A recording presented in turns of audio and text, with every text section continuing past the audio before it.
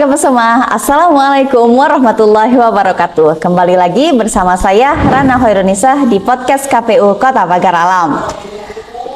Tentunya ini merupakan tempat kita untuk ngobrolin tentang demokrasi dengan cara yang asik dan tetap informatif. Nah teman-teman, di tahun 2026 ini kita tuh pengen untuk mewujudkan sebuah ekosistem data pemilih yang nantinya akan digunakan untuk pilkada dan pemilu yang bersih di kota kita tercinta, Pagar Alam. Nah itu tuh gimana ya caranya? Maka dari itu hari ini sudah hadir bersama kita sebagai narasumber yang akan mengupas tuntas soal pemutahiran data partai politik berkelanjutan. Selamat datang Bapak Sapliansah. Ya Bu Rana. Oke teman-teman, Bapak Sapli ini merupakan anggota Komisioner KPU Kota Pagar Alam, lebih khusus lagi di Divisi Teknis Penyelenggara Pemilu.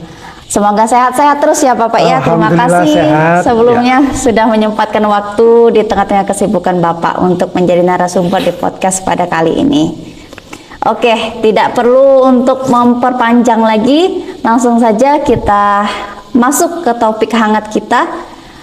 Bapak, orang-orang ini sering dengar istilah verifikasi partai politik atau verifikasi parpol itu cuman sebatas waktu pemilu saja.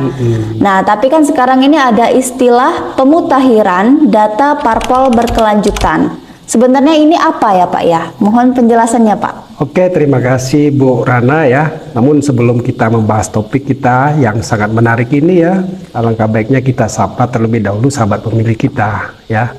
Baik, Assalamualaikum warahmatullahi wabarakatuh. Salam sejahtera untuk kita semua ya. Sahabat pemilih dimanapun berada, khususnya Kota Pagar Alam ya, senang sekali hari ini ya kita bisa berjumpa ya dan ngobrol santai, ringan ya. Tentunya mempunyai informasi tentang demokrasi yang ada saat ini.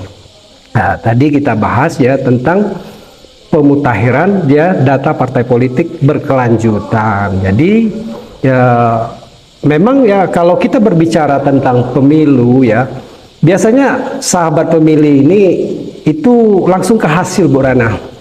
Ya, padahal mereka tidak tahu loh ya, 5 menit paling lama itu di balik bilik itu ternyata terdapat tahapan-tahapan yang sangat panjang gitu. Mereka tidak menyadari itu ya. Maka dari itu ya tahapan-tahapan itu tetap berjalan seperti yang saat ini berjalan, yaitu tahapan tentang pemutahiran ya data partai politik yang berkelanjutan yang dilakukan oleh KPU per semester ya. Jadi ini semester pertama sudah kita lewati. Kemarin sudah kita laporkan ya tentang update data partai politik yang ada di Indonesia ya, dari pusat sampai ke daerah. Jadi ini memang benar-benar ya kita laksanakan sesuai dengan peraturan perundang-undangan PKPU yang ada saat ini.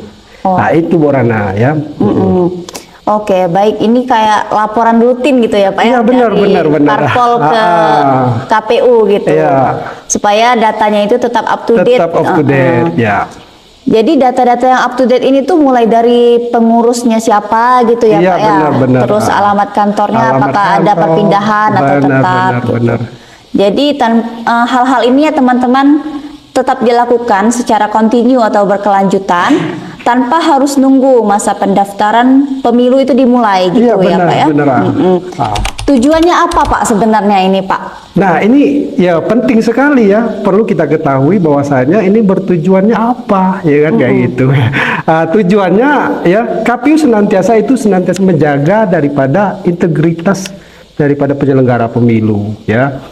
Karena kenapa ya, kalau KPU itu mempunyai data yang valid, akurat, maka ya kita bisa meminimalisir ya sengketa data pemilu ya. Maka dari itu kita harus senantiasa update tentang informasi ya data partai politik ini ya. Seperti kita ketahui bersama ya bahwasanya di tahun-tahun ini ya sering sekali terjadi perombakan-perombakan ya, seperti adanya Munas, Musda ya, musyawarah daerah ya. Tentu sudah barang tentu pengurusannya itu bisa berubah ya. Maka dari itu kita harus update ya. Kepengurusannya itu bisa berubah ya, anggotanya bisa bertambah dan bisa juga berkurang, kemudian alamat kantornya itu juga bisa berpindah ataupun tetap ya, dan anggotanya mungkin ya itu gimana ya, artinya ya KPU senantiasa berkelanjutan ya, memberikan informasi ya secara akurat kepada teman-teman ya sahabat pemilih dimanapun berada tentang data informasi partai politik ini. Ya itu Bu Rana. Oke, baik. Oke, tadi kan Pak Sapri ini sudah sempat menyebutkan tentang soal data. Nah Pak, sekarang ini kan zaman yang serba digital gitu ya Pak ya. Iya. Terus ada yang namanya ini sipol, saya dengar-dengar. Nah sipol ini jantungnya proses katanya ya Pak ya. Iya. Boleh diceritain nggak Pak, gimana perannya sipol bikin kerjaan KPU ini biar lebih efektif dan juga efisien? Bagus sekali itu, benar ya. Kita ya di hampir seluruh tahapan itu mempunyai aplikasi digital ya yang bisa senantiasa kapanpun diakses oleh teman-teman sahabat pemilih semuanya. Kalau untuk data pemutahiran data partai politik ini kita ada yang namanya Sipol. Apa itu Sipol ya? Sipol itu adalah sistem informasi partai politik ya. Nah, jadi benar itu jantungnya digital terhadap parpol ya. Nah, kemudian kegunaannya untuk apa? Nah, di sini untuk mempermudah daripada partai politik ya untuk mengupdate datanya. Jadi sekarang ini karena kita zamannya digital tidak mesti harus bertatap muka antara KPU dengan pengurus parpol ya. Cukup dia membuka ya link Sipol dan dia bisa melakukan perubahan update data seperti pergantian pengurus, penambahan anggota dan lain sebagainya. Dia di sana sudah ada link-linknya ya. Maka dari itu ya sangat berguna bagi kita ya adanya digital yang namanya Sipol ini ya. Iya. Keren banget ya Pak keren ya Sipol sangat ini. Keren ya. Jadi parpol itu nggak perlu lagi repot-repot ke sini berat-berat ya. bawa tumpukan berkas yang tinggi-tinggi gitu kan ke kantor KPU. Jadi semuanya tinggal buka laptop, buka Sipol, selesai gitu ya Pak ya. Oke, hebat. Nah, kita ada topik atau pertanyaan nih Pak, boleh. sangat serius ini. Iya, wah ini jadi grogi nih kalau serius saja. Ini gimana ya Pak ya, misalnya nih sering ada pertanyaan dari warga atau teman-teman kita nih, gimana kalau misalnya tiba-tiba nama saya gitu Pak ya dicatut atau tercatut jadi anggota partai, padahal tuh saya tuh nggak tahu apa-apa gitu kan, tapi nama saya tuh ada sebagai anggota partai, salah satu parpol gitu kan? Ya. Nah itu dari KPU ada solusi nggak Pak untuk orang-orang seperti saya misalnya gitu kan, ngerasa namanya tuh dipinjam tapi nggak pakai permisi gitu, gimana Pak?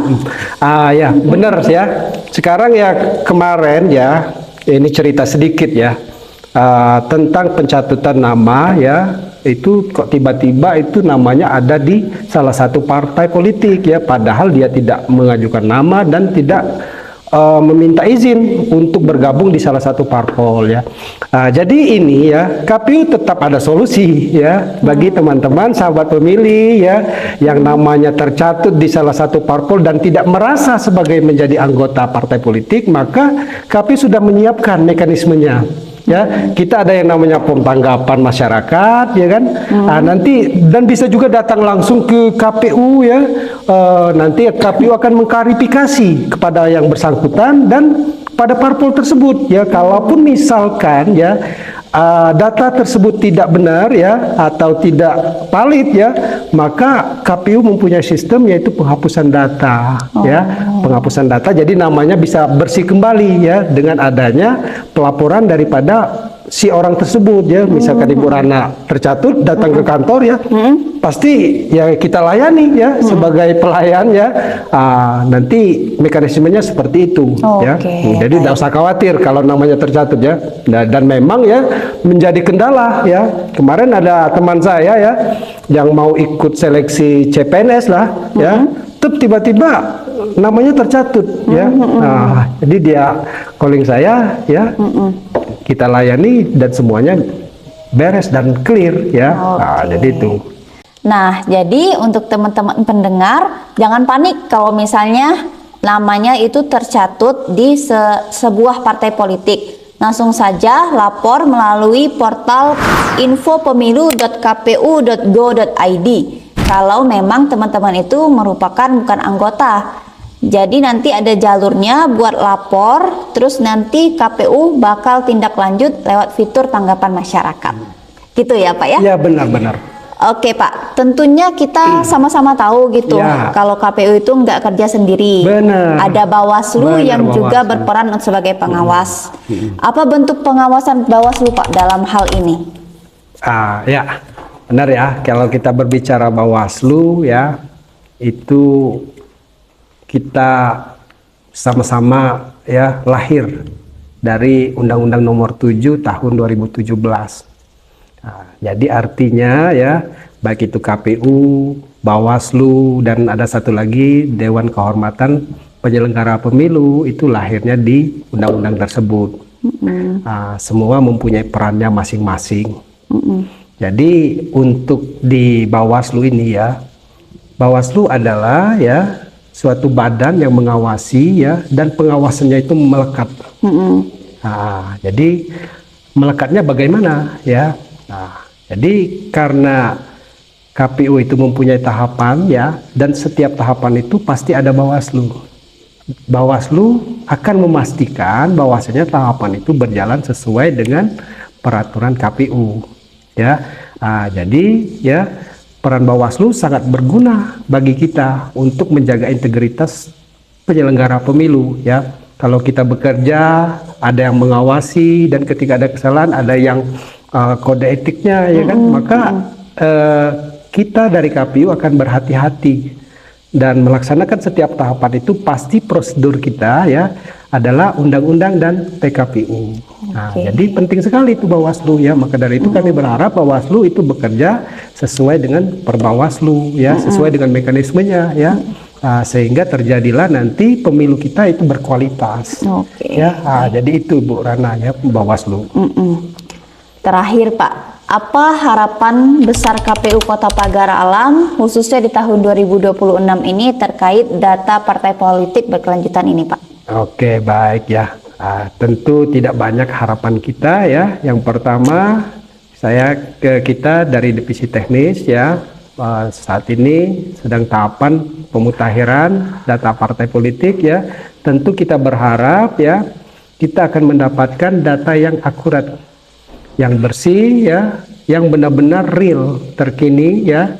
Kemudian kita juga berharap ya, untuk kedepannya ini kan ada lanjutannya Bu ya, dari pemutakhiran data partai politik ya, nanti akan berlanjut ya, kita akan melakukan verifikasi faktual. Nah, maka dari itu persiapan untuk verifikasi faktual itu kita dimulai dari pemutakhiran ini ya.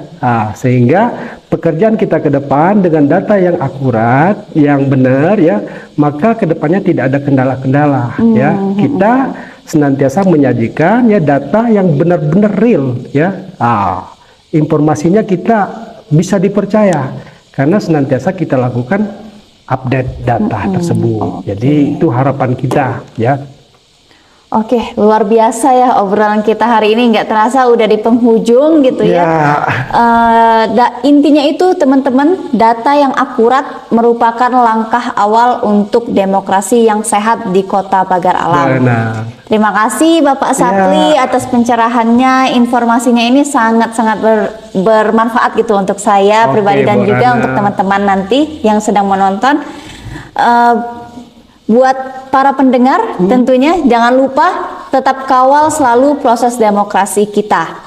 Saya Rana Hoirunisa pamit undur diri, sampai jumpa di episode selanjutnya. Oke. Terima kasih Bapak. Iya, sama-sama Bu Rana. Assalamualaikum warahmatullahi wabarakatuh. Waalaikumsalam.